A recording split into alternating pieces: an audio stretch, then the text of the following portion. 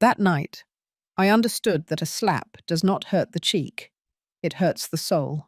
My name is Helen Cooper. I am 70 years old, and this is the story I kept for too long. Not out of shame, but because there was something in me that still wanted to believe my son would be the boy I once knew. But there are moments in life when a mother must learn to let go, even if it hurts like ripping roots from her chest. It all started on a Saturday in April. The sky was clear, with that deep blue you only see in the spring. I had spent weeks choosing my dress, champagne-coloured, elegant yet understated, because a mother should not overshadow the bride. I carried a silk handkerchief that belonged to my own mother, embroidered with her initials. It was my way of taking her with me that day. The church was packed, white flowers everywhere, soft organ music, guests dressed as if it were a royal wedding, and maybe it was, for Robert, my only son, the boy I carried in my arms through nights of fever, the young man I hugged when his father left us, the man who now stood before the altar waiting for his fiancée. I was sitting in the third row, not the first. That should have told me something right there. The ceremony was perfect. Valerie walked in radiant, in a dress that cost more than my rent for 6 months. Robert was smiling like I had never seen him smile before. And I, from my seat, only prayed for him to be happy. That is what mothers do, right? We ask for happiness for our children, even if they no longer look at us the way they used to. After the ceremony, everyone moved to the reception hall, a huge place with crystal chandeliers and tables decorated as if each one were a work of art. I walked slowly, greeting some distant relatives, feeling with every step that something was not right. No one had asked me where I wanted to sit. No one had included me in the family photos.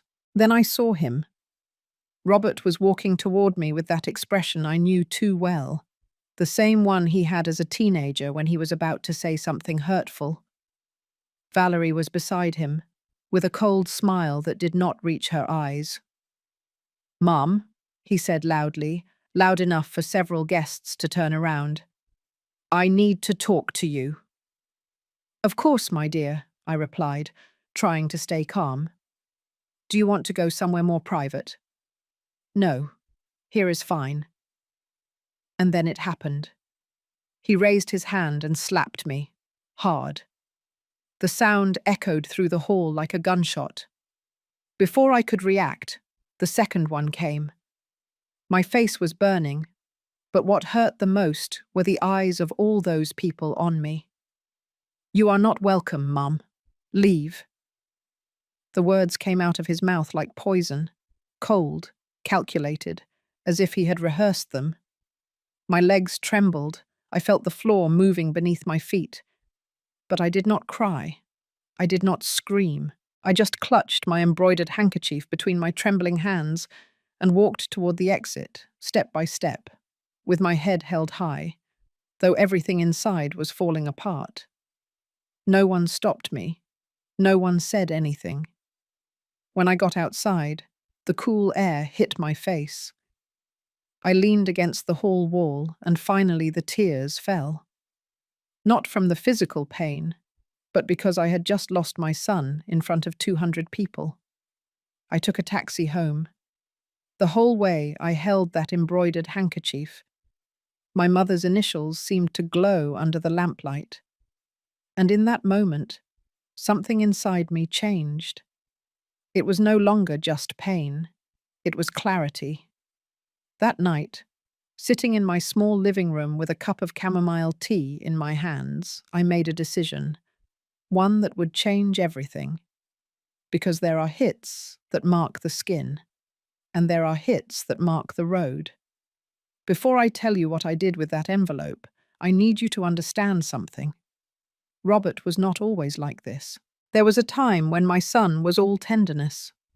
A boy with big eyes and an easy laugh, who ran toward me every time I came home from work, shouting, "Mom! Mom!" with open arms. I can still feel the weight of his little body, when he climbed onto my lap so I could read him bedtime stories. We lived in a small house in Queens, with a backyard where red geraniums grew and a vine that climbed the wall. We did not have much, but we had enough. On Sundays we made apple pie together. Robert would put on my mother's apron, the same one whose embroidered handkerchief I kept for years, and get his hands full of flour while I kneaded the dough. "Mum, when am I going to be big like you?" he would ask me. "You are already big, my dear. A little bigger every day." He would smile and dip a finger into the dough to taste it. I would give his hand a gentle tap, and we would laugh. Those were our moments, sacred, simple. His father, Richard, had left when Robert was only 5 years old. One morning, he simply did not come back from work. He left a note on the kitchen table. "I cannot take this life anymore. Forgive me." 8 words that changed everything. Robert cried for weeks, asking about his dad. I cried too, but always at night, when he was already asleep. During the day, I had to be strong. I had to be both mother and father. I worked double shifts for years. I cleaned houses in the mornings and ironed clothes in the afternoons. My hands were full of calluses and my knees hurt climbing stairs, but Robert never lacked anything. Never. I enrolled him in good schools. I bought him new uniforms every year. When he turned 15 and all his friends had big parties, I saved for months to give him a small gathering with a chocolate cake and a live band. I saw his smile that night and knew every sacrifice had been worth it. "Mum, you are the best in the world," he told me, hugging me tight. "And you are my reason for living, my angel." We were a team. He studied with dedication, and I worked tirelessly. When he entered the university to study business administration, I cried with pride. My son, the first in the family to go to college, he still came home on weekends. He would bring his dirty laundry, and I would wash it while he told me about his classes, his friends, his dreams. We would drink hot cider in the kitchen, that sweet aroma of cinnamon that filled the whole house. "Someday I am going to buy you a big house, Mum, with a huge garden so you can plant all the flowers you want." "I do not need a big house, my dear. I just need you to be happy." Those afternoons were my treasure. Every laugh of his was a piece of heaven in my week. But things began to change when he met Valerie. He was in his senior year of college. He came home one Friday with that look that people in love have, that special light in their eyes. "Mum, I met someone," he said. "Tell me." "Her name is Valerie. She is amazing. She studies fashion design, and her family owns several businesses. She is different from all the girls I have met. Different." That word should have warned me. The first time she came to the house, she arrived in a car that cost more than everything I had ever earned in my life.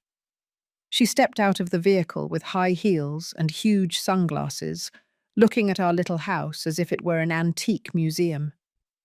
"Nice to meet you, Mrs. Cooper," she said, extending a perfectly manicured hand. "Robert has told me so much about you." "The pleasure is mine, dear. Come in, come in."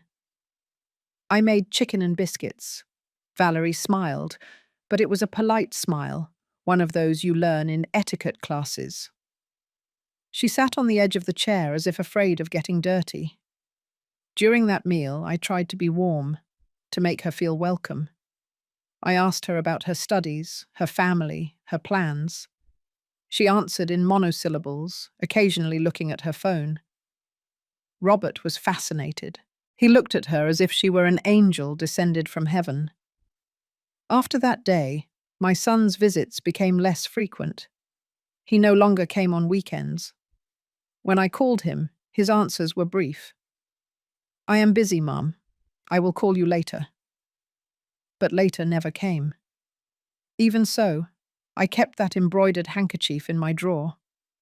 I would take it out sometimes and hold it against my chest, remembering when Robert was little and still needed me, when I was enough. Sometimes we trust too much that a child's love is forever. Have you also felt someone you loved slowly pulling away? Tell me your story in the comments. I want to read them. The distance between Robert and me did not happen suddenly. It was like rust, slow, silent, corrosive. 6 months passed since I met Valerie. 6 months in which my son transformed into a stranger who still had his face, but no longer his heart. The phone calls that were once daily turned into weekly, then every 2 weeks. When he finally called me, his voice sounded hurried, distant. "How are you, my dear?" I would ask, trying not to sound needy. "Good, Mom. Everything is good. Hey, I have a meeting in 5 minutes. Can I call you later?" Later never came. He stopped bringing his dirty laundry. He stopped coming for hot cider on Sundays. The last time he came to the house was to pick up some boxes with his childhood belongings, school trophies, photographs, old books. "Are you moving?" I asked him, feeling a lump in my throat. "Valerie and I are renting an apartment together, in Manhattan." Manhattan, a place where I could never live, even if I worked 3 lifetimes. "Oh, that is great, son. I am happy that you are building your life." I lied. I was not happy. It hurt as if a piece of my chest was being ripped out. But mothers learn to lie with a smile, right? Because we do not want to be the burden, the weight, the mother who will not let go. Yes, it is a nice place. It has 3 bedrooms, a gym, a pool. Valerie decorated the whole thing. "And when will you invite me to see it?" There was a silence. One of those silences that says more than 1,000 words. "Of course, Mum. Soon. When everything is ready." That soon never came either. What did come were the veiled remarks, small, almost imperceptible, but sharp as needles. One day he called me to say that Valerie and he were going on vacation to Miami. "That is wonderful, son. Enjoy it a lot." Yes, Valerie says we need these moments, without family distractions. Family distractions. That is what he called me. Another time he told me they had gone out to dinner with Valerie's parents at a fancy restaurant. "It was amazing, Mum. Valerie's dad is an entrepreneur. He has contacts everywhere. He is helping me with my career." That is good, my dear. I am glad you have support. Yes, he says that to succeed, you have to surround yourself with successful people. People who have already made it. I understood perfectly. I was not successful people. I was the woman who cleaned houses so he could study. But that, apparently, no longer counted. The fractures became more obvious when I found out about their engagement. Not from him. I found out on Facebook. A photograph of Valerie showing a huge ring with a text. I said yes. Engaged. My love of my life. I stared at my phone screen for minutes. Robert had not told me anything. Not a call. Not a text. Nothing. I called him immediately. The phone rang 5 times before he answered. "Hello?" "Robert's son. I just saw on Facebook that you got engaged. Why did not you tell me?" Another silence. "Oh, yeah. It is just that everything happened really fast, Mum. I was going to call you." "When was it?" 3 days ago." 3 days? My son had been engaged for 3 days and had not found a single minute to tell me. "I am very happy for you, my dear. Congratulations to you both." "Thanks, Mom. Hey, we are in the middle of something. Can I call you later?" He hung up before I could respond. That night I sat in the kitchen with a cup of chamomile tea. I took the embroidered handkerchief out of the drawer and held it in my hands. My mother's initials seemed to look at me, as if asking me what I had done wrong. Maybe I was too devoted. Maybe I spoiled him. Maybe I should have taught him that success is not measured by the size of apartments or expensive rings, but by gratitude and respect. But it was too late for those lessons. 2 weeks later, I received the wedding invitation. It arrived by mail, inside an elegant ivory envelope with gold lettering. I opened it with trembling hands. The parents of the bride and groom have the honor of inviting you. I read the names. There were Valerie's parents, Richard and Monica Stone. But my name did not appear anywhere. It just said, Cooper family. Cooper family, as if I were a footnote. I called Robert. Son, I received the invitation. I saw they put Cooper family. Did not you want my name to appear? It is just that Valerie and her parents are organizing everything, Mum. That is how the design turned out. But I am your mother, Robert. I know, Mum. His voice sounded irritated. Look, it is just an invitation. It is not a big deal. It is not a big deal. My absence on my only son's wedding invitation was not a big deal. All right, I whispered. I will see you on the wedding day then. Yes, I will see you there. I hung up and kept looking at that invitation for a long time. The paper was thick, expensive. Everything about that wedding was going to be perfect, elegant, luxurious. Everything except the place I occupied in my son's life. I put the invitation away next to the embroidered handkerchief. Two memories of what once was and would never be again. The fractures were turning into cracks. And cracks, sooner or later, break everything. During the weeks before the wedding, I convinced myself that everything would get better after the ceremony. It is curious how mothers cling to hope, even when all the signs scream at us to let go. He is nervous about the wedding, I told myself. Valerie has him stressed with so many preparations. Afterward, everything will go back to normal. But deep down, in that place where we keep the truths that hurt us, I knew nothing would ever be normal again. Robert called me only once before the wedding. It was a Tuesday afternoon. I was ironing clothes when the phone rang. I saw his name on the screen and my heart skipped a beat. Hello, son. How are you? Mum, I need to talk to you about something. His tone was serious, cold. Of course, tell me. It is about the wedding. Valerie and I, well, actually her parents have some rules about the event. Rules? Yes. It is a very formal wedding. There is a strict dress code, protocol for the photos, that kind of thing. I understand. I already have my dress ready. It is champagne-coloured, very elegant and discreet. Good. That is fine. He paused. Also, Valerie prefers that you not talk to many guests. Her parents invited very important people, business owners, business partners. We do not want there to be misunderstandings. As if I were a little child who did not know how to behave. Robert, I have been to weddings all my life. I know how to behave. I know, Mum. Just keep a low profile, okay? It is important to us. To us. He no longer said to me. Now it was us. He and Valerie. A unit I was not a part of. All right, son. Whatever you say. Thanks, Mum.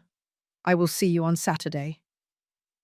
He hung up without saying, I love you, without even saying goodbye. I stood there, phone in hand, and the iron steaming over a shirt I no longer saw. For the first time in my life, I felt ashamed of who I was, ashamed of being the mother who cleaned houses, the simple woman who did not fit into Valerie's elegant world. That night, I barely slept. I tried on the dress 3 times, practicing in front of the mirror how to smile without looking out of place. I rehearsed conversations in my head, short, kind phrases that would not make anyone uncomfortable. The wedding day arrived with that perfect blue sky I mentioned at the beginning. I woke up early. I got ready carefully. I put the embroidered handkerchief in my purse, like an amulet. I needed to have something of my mother with me, something that reminded me where I came from and who I really was. I took a taxi to the church.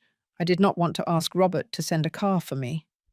I did not want to be more of a burden than I already was. When I arrived, the entrance was full of elegant people, women in designer dresses and jewelry that sparkled under the sun, men in suits that cost what I earned in 6 months. I felt small, invisible. I went into the church and looked for my place. I expected to be in the first row, as is traditional for the groom's mother, but there was a sign with my name in the third row. Third row, like any other guest. I sat down without saying anything, without complaining, because that is what mothers do when they do not want to cause trouble. We swallow the humiliation with a smile. During the ceremony, I saw the back of Robert's head, his straight back, his impeccable suit. I remembered when he was little and ran toward me with open arms. Now he did not even turn to look at me. The ceremony was beautiful. Valerie walked in radiant, and Robert looked at her as if she were the only thing that existed in the world. When the priest asked, "Who gives this man in marriage?" no one said anything. I should have been there, in the first row, saying, "I do, his mother." But I was not. I had been erased. After the ceremony, everyone headed to the reception hall. I tried to get close to Robert, to congratulate him, but Valerie took his arm and pulled him toward the photographer. He did not even see me. I walked to the hall, feeling more and more invisible. I found my table. It was in the back, near the kitchen. I was not even with close relatives. They had sat me with people I did not know, last-minute guests. I sat in silence, holding my purse where I kept the embroidered handkerchief. An older lady next to me tried to strike up a conversation. "Whose side are you on? The bride's or the groom's?" "I am the groom's mother." She looked at me surprised. Really, I thought the mother would be at the main table. There was... I knew she did not believe me. Everyone knew something was wrong. While I am telling all this, I wonder where you are listening to me. Write the name of your city in the comments. During the reception, I stayed in my seat. I ate little. I smiled when I should. I applauded when everyone applauded. But inside, I felt like a ghost at my own son's wedding. And then I saw Robert walk toward me. Valerie was by his side, both with that expression that chilled my blood. I knew something terrible was about to happen, but not even in my worst nightmares did I imagine what would come next. Robert approached my table with firm steps.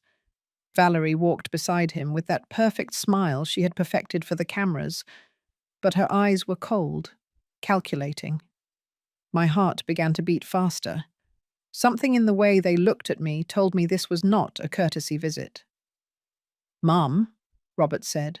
His voice sounded strained. "Can we talk?" "Of course, son." I tried to smile. "Congratulations to you both. Everything is beautiful." Valerie looked me up and down, as if evaluating something. Then she leaned toward Robert and whispered something in his ear. He nodded. "Mum, I need you to be honest with me. Did you talk to Valerie's family?" "What? No, I did not." "Are you sure? Because Uncle Richard says someone approached him asking about investments, about whether there were job opportunities." I felt the floor moving beneath my feet. "Robert, I have never spoken to anyone in their family about work. I have not even spoken to them beyond a greeting." "Well, someone did, and they described a woman your age with your description." "I swear it was not me." Valerie let out a soft but poisonous laugh. "How convenient that you always have excuses, Helen." It was the first time she called me by my first name, not mother-in-law, not Mrs. Helen, as if we were equals, as if I did not deserve even that basic respect. Valerie, I give you my word that— Your word, Valerie interrupted me. Robert, did you tell her or should I? My son looked down. That gesture hurt me more than any words. It was the look of a child who knows he is doing something wrong, but does it anyway. Mum, we found some things. What things? In my apartment, last week, when you came to drop off that cake. I remembered that day. I had baked his favorite cake, the chocolate cake I had made since he was a child. I went to his apartment in Manhattan. He was not there, but he had left a key for me under the mat. I left the cake with a note. To celebrate your new life. With love, Mum. What about my visit? Things were missing, Mum. Money from a drawer. A watch Valerie's dad gave me. The world stopped. Are you accusing me of stealing? I am not accusing you. I am just asking if you saw anything strange, if anyone else came in. Robert, I just left the cake. I was there for 5 minutes. I did not touch anything. 5 minutes? Valerie raised an eyebrow. The building security camera says you were there for 40 minutes. I felt like I was suffocating. I was cleaning up a bit. I saw there were dirty dishes, that the living room was messy. I just wanted to help. And going into our bedroom was also helping. Valerie's voice was sharp as a knife. I did not go into any bedroom. I cleaned the kitchen and the living room. Nothing else. Robert shook his head. Mum, this is very serious. If it was not you, then someone used your visit as a distraction. Or maybe— Valerie crossed her arms. We must accept the simplest explanation. They were making it seem like I was a thief. At my own son's wedding, in front of guests who were starting to turn toward our table, they were accusing me of stealing. Robert, look me in the eyes. My voice trembled, but I tried to keep it steady. I would never steal from you. Never. I have spent my whole life giving you everything I have. I know, Mum. That is why I do not understand why you would have— Because I did not. Tears began to well up in my eyes. I did not, son. Valerie sighed dramatically. Robert, honey, this is ruining our day. Let us talk about this later. No. My son's voice sounded cold. I need this to be clear now. He leaned toward me. So close I could see something in his eyes I had never seen before. Contempt. Mum, Valerie and I have talked a lot about this, about how things have been since we got engaged. What are you talking about? About your attitude, about how you are always trying to get attention, to play the victim, about how you cannot accept that I am grown up and have my own life. Every word was a stab. I have never tried to— Yes, you do. Constantly. With your calls, your unrequested gifts, your surprise visits. Valerie says it is toxic behavior, that you cannot let me go. Valerie says. It was no longer my son speaking. It was her using his mouth. Robert, I just wanted to be part of your life. Well, sometimes, Mum, love also means knowing when to walk away. I was speechless. My son, the child I carried, whom I fed, whom I protected, was telling me to walk away. Is that what you want? For me to leave? He did not answer immediately. He looked at Valerie. She nodded slightly. I think we need space, Mum. Some time for everyone to process things. But I am your mother. I know, and you always will be. But now I have a wife. She is my priority. Those words should have made me happy. A son who loves his wife is a beautiful thing, but not when that love means erasing the person who gave you life. I got up from the chair.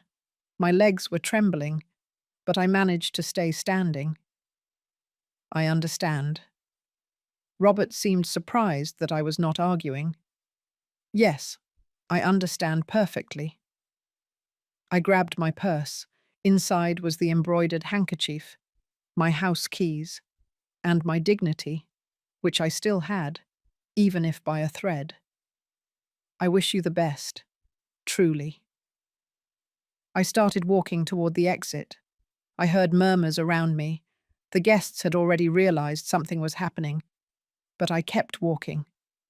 Then I heard Robert's footsteps behind me. His hand grabbed my arm firmly. Do not leave like this, Mom. You are making a scene. I am not doing anything. I am leaving like you asked me to. Not like that. Everyone is looking. And that is when something inside me finally broke. Not from sadness, from clarity. You know what, Robert? My whole life I have worried about making a good impression, about not causing trouble, about being the perfect mother who never asks for anything in return. But no more. I pulled free from his grip. If making a scene is defending myself against false accusations, then so be it. What happened next was what I told you about at the beginning. The slaps, the poisoned words, the public humiliation. But now you understand something you did not know before. That moment was not the first. It was the last in a long chain of disrespect, of accusations, of attempts to erase me. And when I left that hall with my face burning and my soul broken, I knew something had changed forever.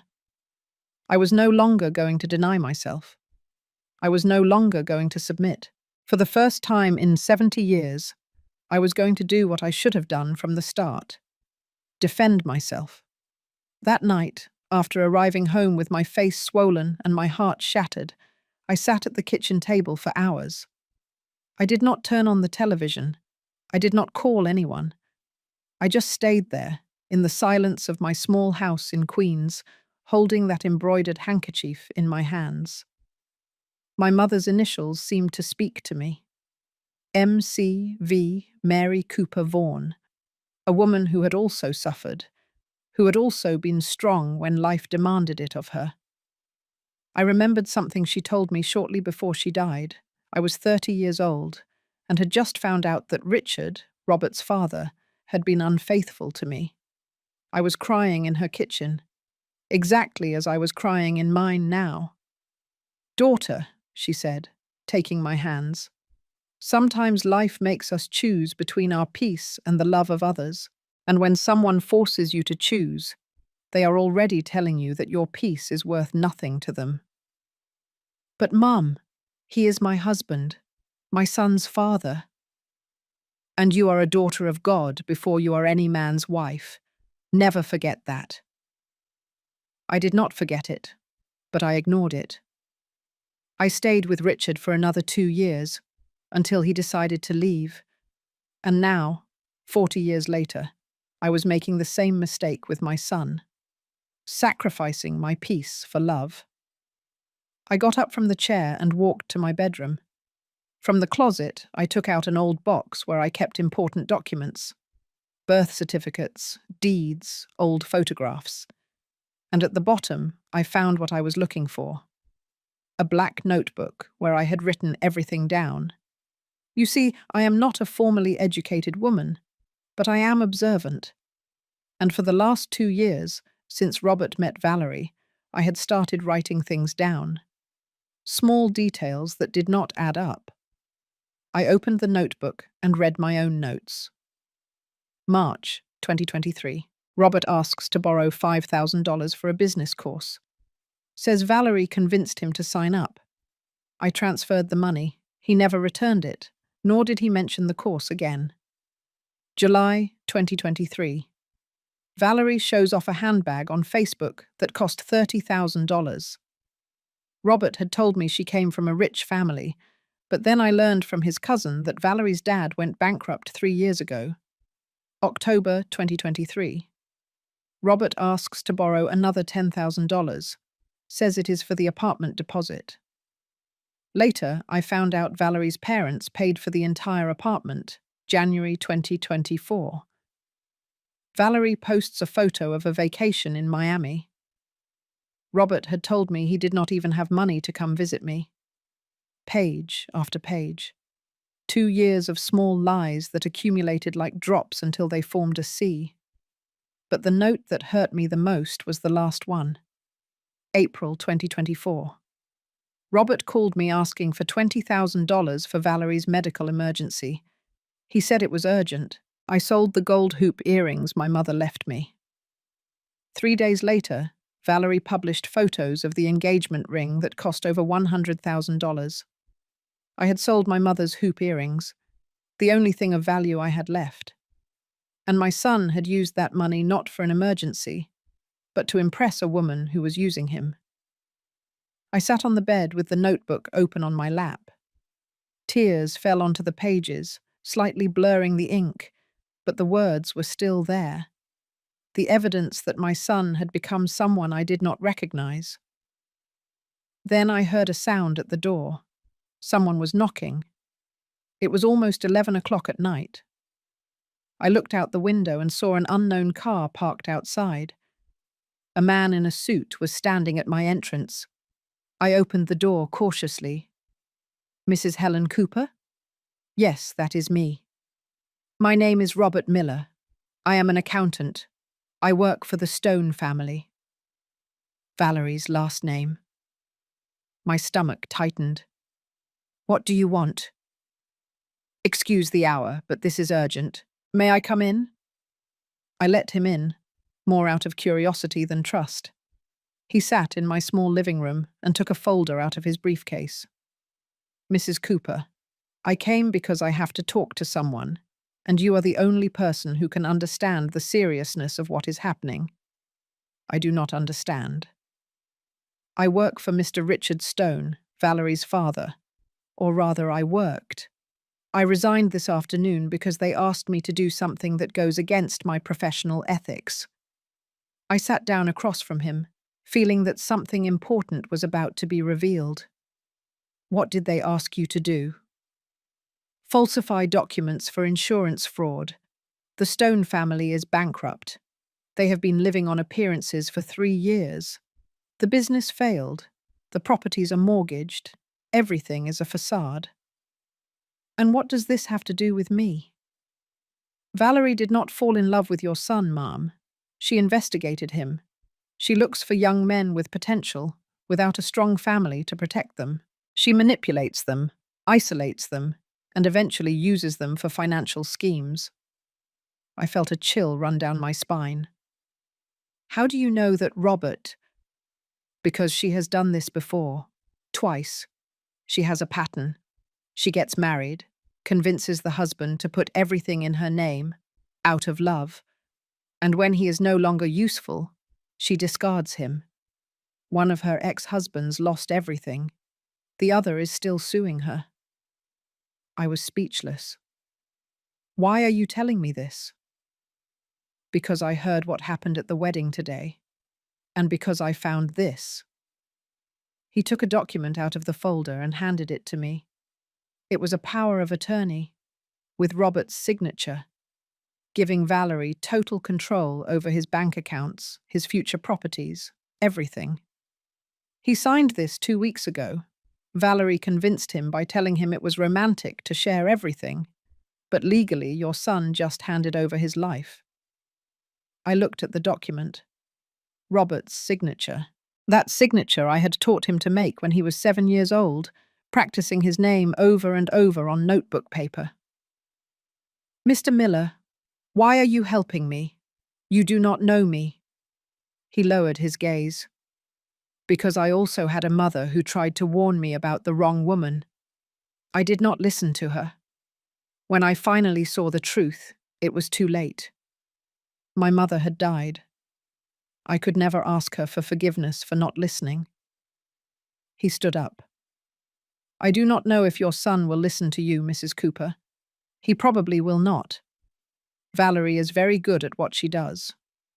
But at least you will know the truth. He left me the folder with all the documents. Histories of Valerie's ex-husbands, reports of the Stone family's debts, copies of the power of attorney. After he left, I stared at those papers for hours. Everything made sense now. The accusations of theft were to keep me away, so I could not warn Robert. The humiliations were to break my voice before I could speak. But Valerie had made a mistake. She had underestimated a mother. She had thought that with blows and shame, she would make me disappear. She did not know that when a woman has survived abandonment, years of hard work, and the solitude of raising a child alone, a couple of slaps do not destroy her. They wake her up. I still wonder if I did the right thing. And you? What would you have done in my place? I made a decision that night, one that would change everything. I was not going to beg. I was not going to plead for Robert to believe me. I was going to protect him in the only way I could, with the truth, even if he did not want to see it. Because that is what mothers do. We love even when we are hated. We protect even when we are rejected. And sometimes, the greatest love is letting them fall so we can be there when they finally ask for help. On Monday morning, 2 days after the wedding, I woke up with a clarity I had not felt in years. I had slept only 3 hours, but my mind was more awake than ever. I made hot cider, that cinnamon aroma that had filled my house for decades. I sat in the kitchen with the folder Mr. Miller had left me and read it completely one more time. Every document, every piece of evidence, every detail. I took out my phone and dialed Robert's number. It rang 5 times before he answered. Hello? His voice sounded irritated, sleepy. Robert, it is your mother. I need to talk to you. Mum, it is 7 o'clock in the morning. Valerie and I just got back from the honeymoon. We are tired. It is important, son. Very important. More important than our rest.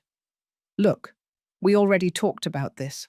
I told you we needed space. Robert, please, just give me 1 hour. 1 hour of your time. I heard Valerie in the background asking who was calling, then her voice closer to the phone.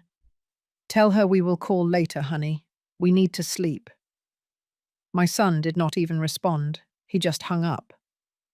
I stared at the phone. That rejection would have been enough to make me back down just a few days ago. But not anymore. I was no longer the Helen who swallowed her pain in silence. I grabbed the folder, dressed in my best clothes, and took a taxi to Manhattan, to my son's apartment. The ride was long. As the taxi drove through the city streets, I thought about all the times I had made that same trip, bringing him food, gifts, love. Always me seeking him out. Always me giving. I arrived at the elegant building where they lived. The doorman recognized me from my last visit. Good morning, Ma'am. Are you here to see Mr. Robert? Yes, please. Can you tell him I am here? He called on the intercom. I heard Robert's voice, clearly annoyed. My mum. Tell her she cannot come up. Tell her to call before coming. The doorman looked at me uncomfortably. I am sorry, Ma'am. Mr. Robert says that. I heard. I took a deep breath. Could you give him a message from me? Of course. Tell him I have information about Valerie. Information he needs to know before it is too late. Legal documents. And that if he does not see me now, I will send them by certified mail to his work. The doorman called again and repeated my message word for word. There was a long silence on the other side. Then Robert's voice, tense. Let her come up, but only for 5 minutes. I went up in the elevator with my heart pounding. When the doors opened on the 12th floor, Robert was already waiting for me in the hallway. His face was serious, his arms crossed. Mum, this is the limit, threatening me by sending things to my work. It is not a threat, son. It is urgency. You have 5 minutes. Valerie is sleeping and I do not want her to wake up. We went into the apartment. Everything was exactly as I remembered it. Elegant, minimalist, cold. None of the childhood photos I had given him. Nothing to remember where he came from. I sat on the sofa and placed the folder on the coffee table. Robert, do you know who Valerie really is? She is my wife. And enough with your jealousy, Mum. I know you do not like her, but this is not about me liking her or not. This is about her using you. His face hardened. Here we go again. Always the same thing. No one is good enough for my son. Listen to me, please. I opened the folder and took out the first document. This is a report of Valerie's history. She has been married twice before, to young professional men, without close family, just like you. That does not mean anything. A lot of people have been married more than once. And this? I showed him the power of attorney document. You signed this 2 weeks ago. You gave her total control over your accounts, your future properties, everything. Robert took the document. His face paled slightly. This, she said it was to facilitate paperwork, so we could buy a house together more easily. Robert, with this she can empty your accounts, sell whatever you buy, leave you with nothing. Legally, you would not be able to do anything. Where did you get this? His voice rose in tone. Are you spying on me now? Someone who worked for Valerie's family came looking for me. He resigned because they asked him to falsify documents. He brought me all this because he knows Valerie has a pattern. This is ridiculous. Ridiculous. Look at this. I showed him the Stone family financial report. Valerie's parents are bankrupt. Everything you have seen, the cars, the apartment she says they paid for, the luxurious wedding, everything is borrowed or in debt. Robert stood up, trembling with rage. Now I understand. This is your revenge, right? Because I asked you to stay away, now you come to destroy my marriage with lies. They are not lies, son. They are official documents, investigations, testimonies. They are lies, he shouted. And the only thing they show is that you are obsessed with controlling me, that you cannot accept that I grew up. Robert, please. No, it is over. He walked toward the door and opened it. Leave, now. Son, I just want to protect you. Protect me? By accusing my wife of being a con artist, by inventing conspiracies. Ask her about her ex-husbands. Ask her why Mr. Miller resigned. Ask her, leave. His shout made Valerie come out of the bedroom in a silk robe, looking like she had been awake the whole time. She had probably been listening behind the door. What is going on, honey? She asked in a soft, victimized voice. My mum is inventing horrible things about you, about your family. Valerie looked at me with a mixture of triumph and contempt. Helen, I already knew you would come to this. I had already warned Robert that you would try to separate us. Mom, you know that everything I am saying is true. What I know is that you are a resentful woman who cannot let go of her son. She walked up to Robert and hugged him. Honey, this is exactly what my therapist warned me about. Toxic personalities who project their own failures onto others. Robert? My voice broke. Look me in the eyes. I am your mother. I carried you for 9 months. I took care of you when you had a fever. I worked 2 shifts so you could study. Do you really think I would come here to lie to you? For a second, just 1 second, I saw doubt in his eyes. But Valerie was faster. I already called security, honey. Someone is coming to escort her out. It is not necessary. I picked up my folder. I am leaving now. I walked toward the door. Before leaving, I turned around one last time. Robert, when all this falls apart, when you realize the truth, I will be waiting for you. Because that is what mothers do. We wait. Always. If you really loved me, he said in a cold voice, you would respect my decision and leave my life. Those words were worse than the slaps, worse than any physical blow. My son was asking me to disappear. Whatever you want, son. Whatever you want. I left the apartment just as the security guard arrived. I rode down in the elevator with tears I finally could not hold back. I lost. I lost my son. I lost the battle against Valerie. I lost everything, or so I thought at the time. Because sometimes losing with dignity is more powerful than winning with lies. And even though I did not know it yet, that defeat was sowing the seeds of something much greater. I arrived home that Monday at noon. I sat in the kitchen with a cup of tea I did not even drink. I just held it in my hands, feeling the warmth, trying to anchor myself to something real while my mind spun. I had lost. Robert had chosen to believe Valerie.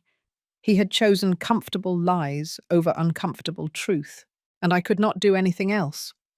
Or so I thought for the first few hours. But as the day went on, something inside me began to change. It was not rage.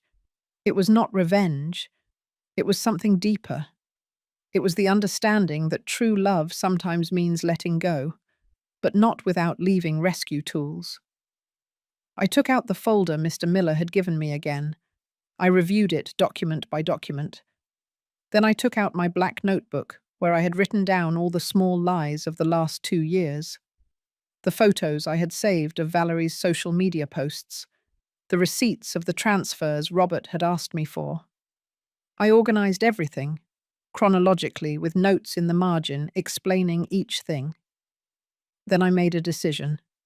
I was not going to stay quiet. But I was also not going to keep begging my son to listen to me. I was going to do something different, something my mother would have done. I was going to protect him from a distance, with actions, not with words.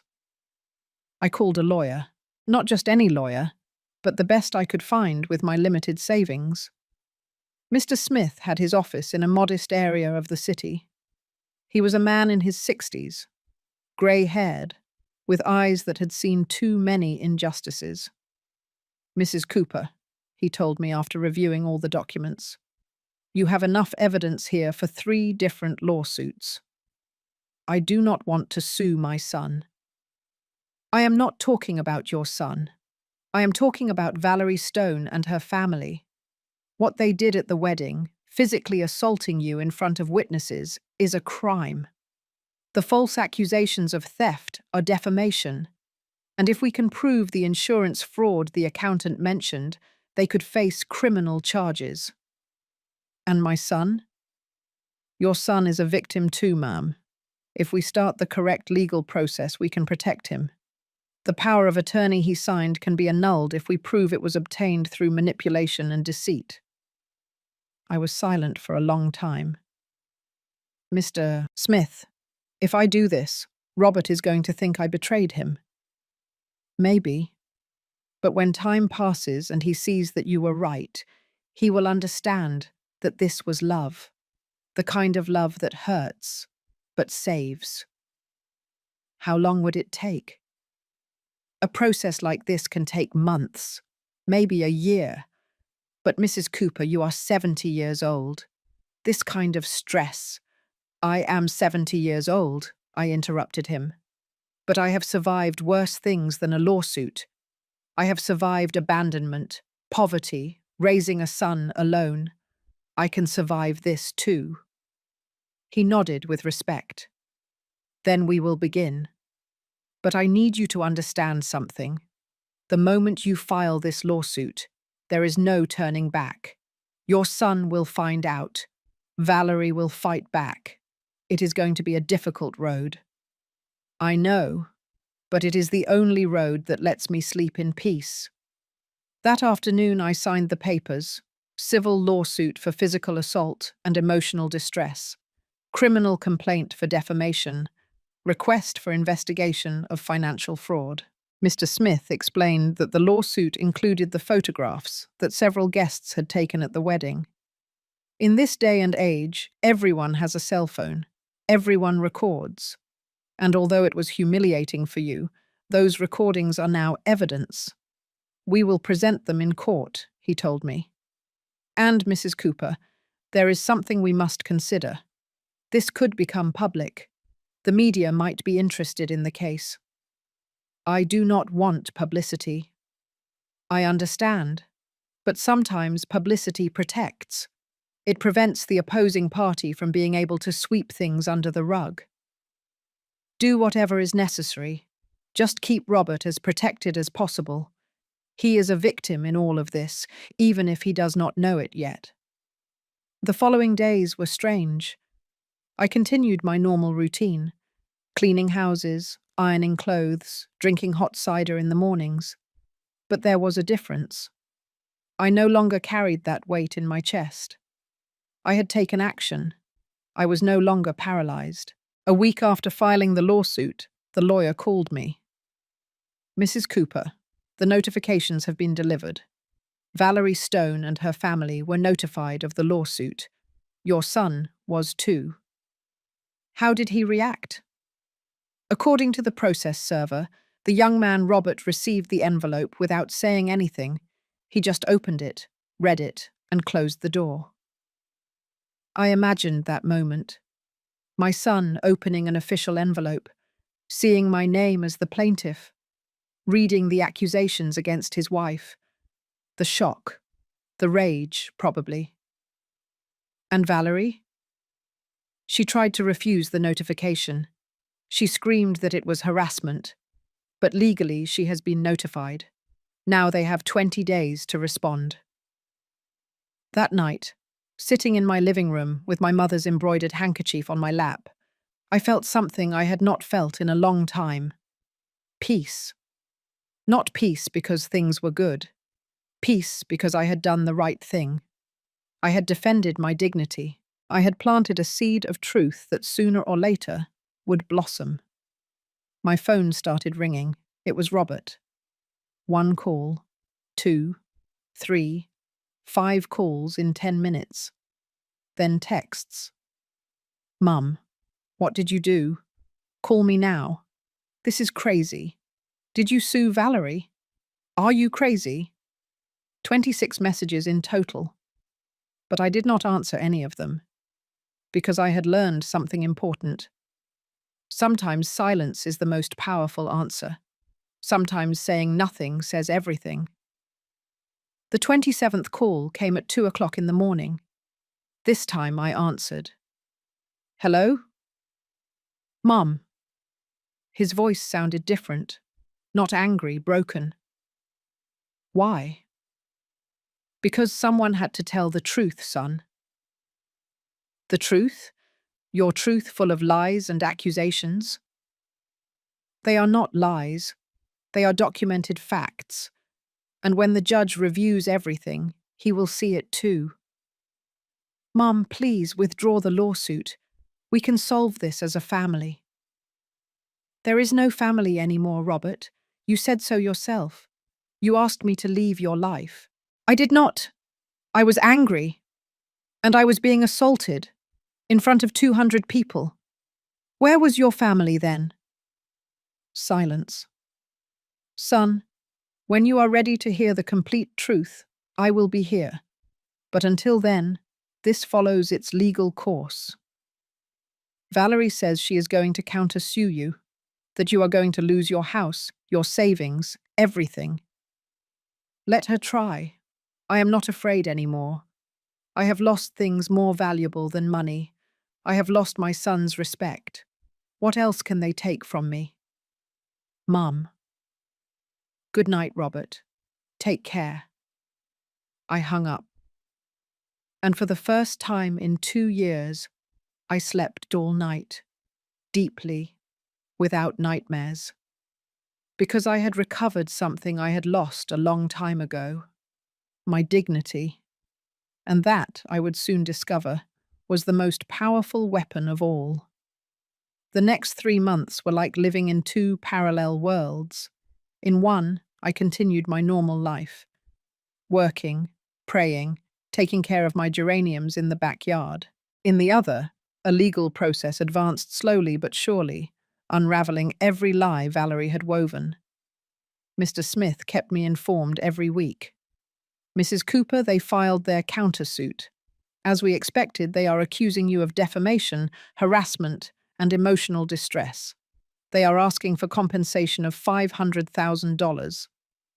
500,000? I almost laughed. I do not even have 50,000 saved up. I know it is an intimidation tactic, but we have something better than money. We have the truth. And the truth, as the saying goes, has long legs. It eventually catches up with those who run from it. The first crack in Valerie's perfect world appeared when the accountant, Mr. Miller, agreed to testify. Not only that, he also turned over copies of all the documents the Stone family had asked him to falsify. This changes everything, the lawyer told me. With this testimony, we can prove fraud. And if there is fraud, the power of attorney Robert signed can be annulled because it was obtained through deceit. Is Robert okay? According to our investigation, yes. But Mrs. Cooper, there is something you need to know. Valerie emptied one of your son's accounts. $50,000 he had saved. She transferred it to an account in her name 3 days after receiving the lawsuit notification. I felt my heart clench. Does he know? We are not sure, but he will know soon. The bank will send him notifications. That night, I could not sleep thinking about Robert, about how he would feel discovering that his wife had stolen from him, that everything I had warned him about was true. The second crack came when one of Valerie's ex-husbands, David Thomas, heard about the lawsuit and contacted Mr. Smith offering his testimony. I met him at the lawyer's office. He was a man about 35 years old, thin, with deep circles under his eyes, and a sadness in his gaze that I immediately recognized. Mrs. Cooper, he said, thank you for doing what I did not have the courage to do. What happened to you? I married Valerie 4 years ago. Like your son, I came from a humble family. I worked as an engineer, I earned well, I had savings. She convinced me to pool everything, to put the apartment I bought in both our names, out of love, to give her access to my accounts, because true marriages do not have secrets. And she left me with nothing. One day I came home and there was nothing left. No furniture, none of my clothes, nothing. She had sold the apartment, emptied the accounts, and disappeared. She left me $100,000 in debt that she had taken out in my name without my knowing. Did you sue her? I tried, but she has expensive lawyers. Her family has contacts. They dragged it out so long that I had to drop the lawsuit because I no longer had money to pay a lawyer. I am so sorry. Do not be sorry. I was very sorry when my mother warned me and I did not listen to her. She died without me asking for forgiveness for not listening. The same words Mr. Miller had told me. 2 different men. The same story. The same pain. Your son still has time, Mrs. Cooper. That is why I am here, to testify, so that at least one person is saved from what I went through. While all this was happening, Robert did not call me again. I only knew about him through the lawyer's investigation. He was still working. He was still living with Valerie. He was still pretending everything was fine. But things were not fine. Because the truth is like water. It always finds the cracks to seep through. The third crack, the one that finally broke everything, came 2 months after the legal process began. The lawyer called me on a Friday afternoon. Mrs. Cooper, I need you to come to the office. There is something you need to see.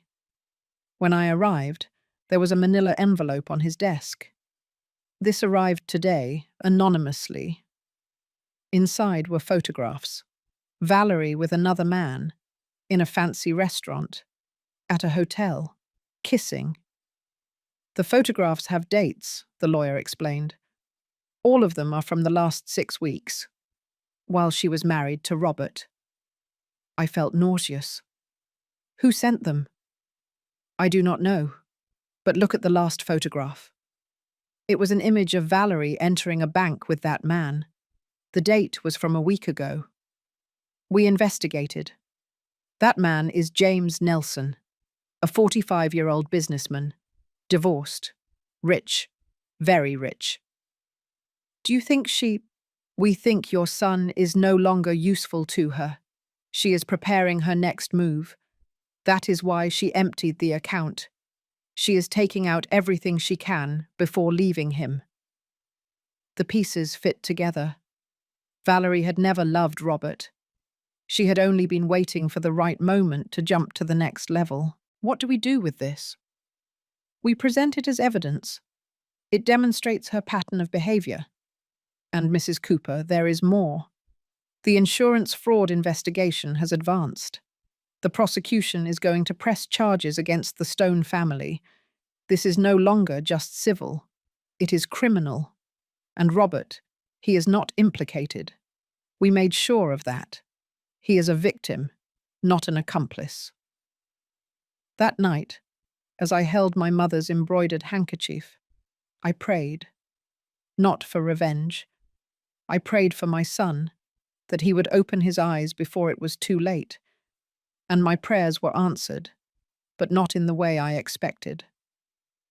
A week later, on a Monday morning, I was watering my geraniums when I heard a car stop in front of my house. I turned and saw Robert getting out. He was wearing the same clothes as the day before. He was disheveled, with deep circles under his eyes, and on his face there was something I had not seen in years. Vulnerability. He walked toward me slowly. When he was close, I saw he had tears in his eyes. "Mom." His voice broke. "You were right." I did not say anything. I just put down the watering can and waited. Valerie left. She emptied the accounts. She sold everything she could sell. She left me debts I did not even know existed. And I found... He choked on his own words. I found texts with another man for months. He collapsed. Right there, in my small backyard, my 30-year-old son collapsed like the child he once was. He knelt on the ground and cried. I walked over and hugged him. I did not say, "I told you so." I did not say, "You should have listened to me." I just hugged him while he cried. Forgive me, Mom. Forgive me for everything. For the slaps. For the horrible words. For not believing you. It is all right, son. It is all right. How can you forgive me? I treated you worse than a stranger. Because I am your mother, and mothers do not stop loving even when they are hurt. I took him inside. I made him hot cider, that cinnamon aroma that had filled our house for so many years. And as we drank coffee in silence, I saw something in his eyes that I had not seen for 2 years. My real son, not the manipulated version, the real one.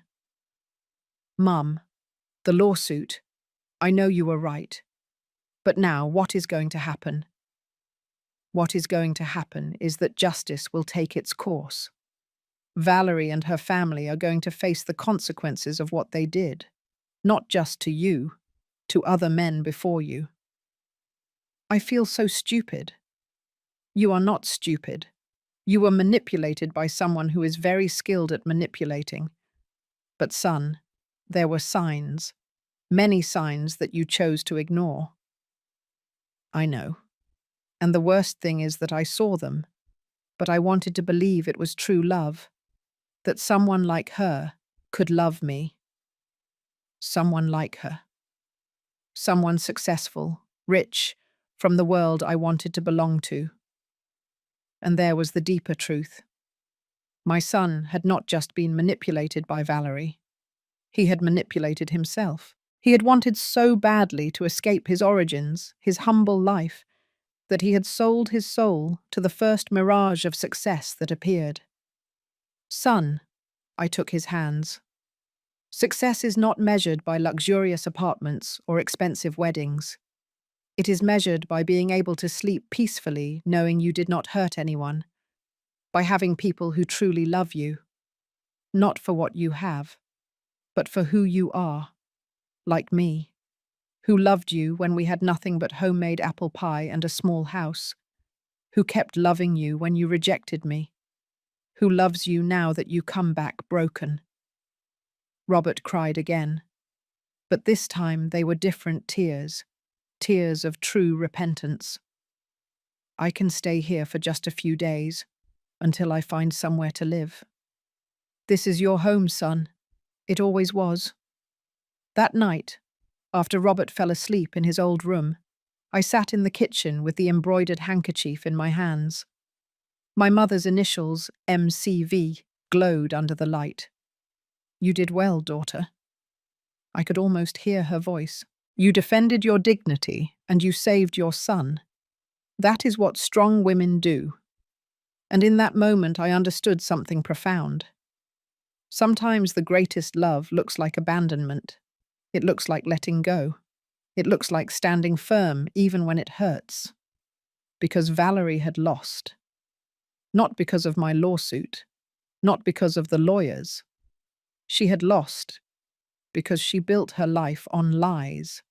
And lies always crumble. She had lost because she underestimated the power of a mother who truly loves. Life always collects its debts. Always. And Valerie had just received the first bill of a very long account. 6 months have passed since that morning when Robert returned home, broken but conscious. 6 months in which life taught us that healing is not fast, but it is possible. The legal process took its course. Valerie Stone was found guilty of fraud and defamation. She did not go to prison, but she now has a criminal record, a prohibition from coming near me or Robert, and a financial debt that will take her years to pay off. The power of attorney was annulled. All the debts she had put in my son's name were legally transferred to her. Her family lost the little they had left. Her father was accused of insurance fraud and is facing a criminal trial. Her mother had to sell her last luxury car to pay lawyers. And Valerie, I learned from the lawyer, the rich businessman she was photographed with, left her when he found out about her record. Now she lives alone in a small apartment working in a clothing store, without the glamour or the appearances she cultivated so much. She once called me crazy. She accused me of being toxic, obsessed, of not being able to let go. Years later, life itself showed her who was really sick. I saw her a month ago by chance at the supermarket. She was alone, with her cart half empty, buying the cheap brands I always bought. She saw me and looked away. She had deep circles under her eyes. Her hair was unkempt, and in her eyes there was something I recognized. Emptiness. Life always collects its debts. Always. I did not feel joy seeing her like that. I felt sadness. Because it could have been me if I had chosen the path of lies.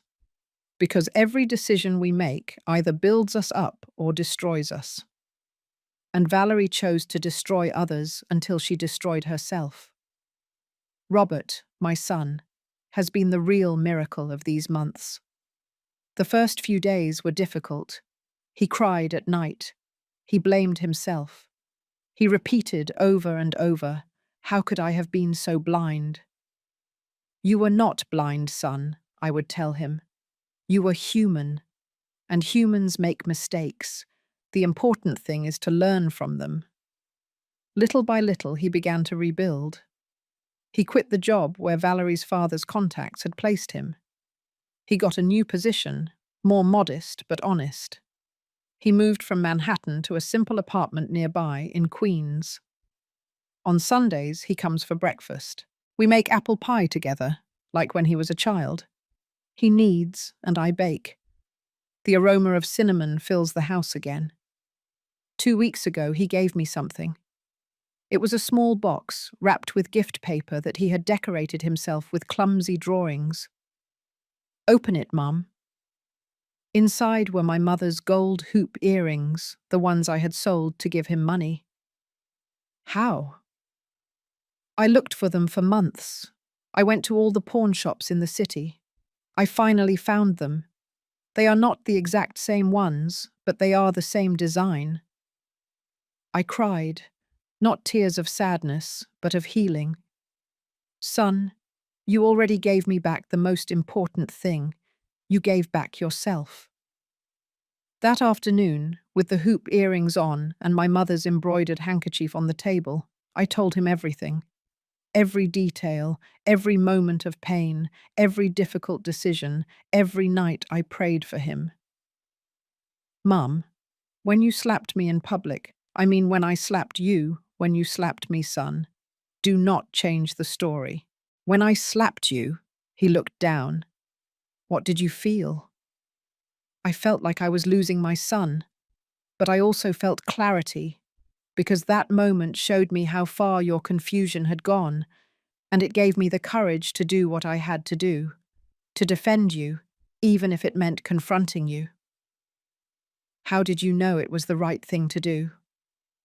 Because I remembered my mother. She told me once, when someone forces you to choose between your peace and their love, they are already telling you that your peace is worth nothing to them. And I chose my peace, not out of selfishness, but for survival. And by choosing it, I also saved you. Robert took the embroidered handkerchief, passing his fingers over the initials M.C.V. I never met Grandma Mary. But she knows you, and she is proud. Not of the man you were 6 months ago, but of the man you are choosing to be now. He smiled. That smile of my real son, the one I raised. Sometimes people from the neighborhood ask me why I forgave Robert so easily, why I did not hold a grudge. And the answer is simple, but profound. Because true love does not keep score. True love looks past the mistake and finds the person beneath the damage. Does that mean I forgot? No, the scars are there. But scars are not open wounds.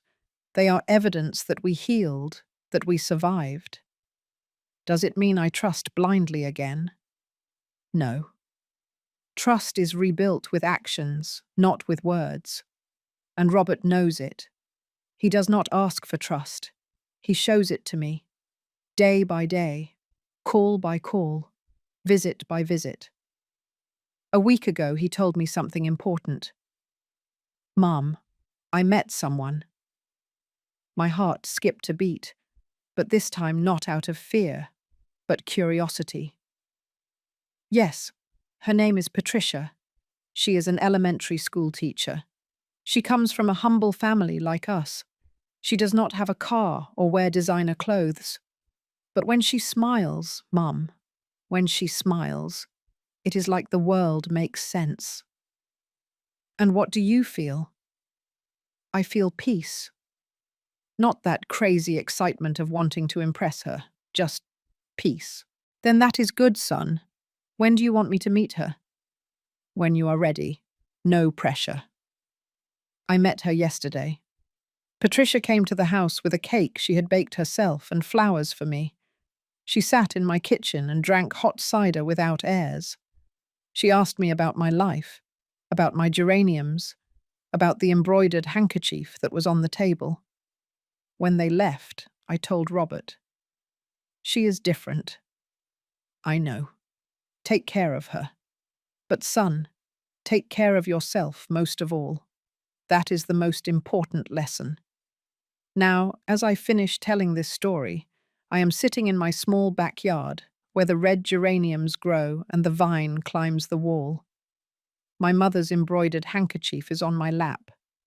The gold hoop earrings shine in my ears. I am 70 years old, I do not clean as many houses because my knees hurt more, but I have the most important thing: dignity, peace, and my son back. If my story helps even one woman to open her eyes, it will have been worth it.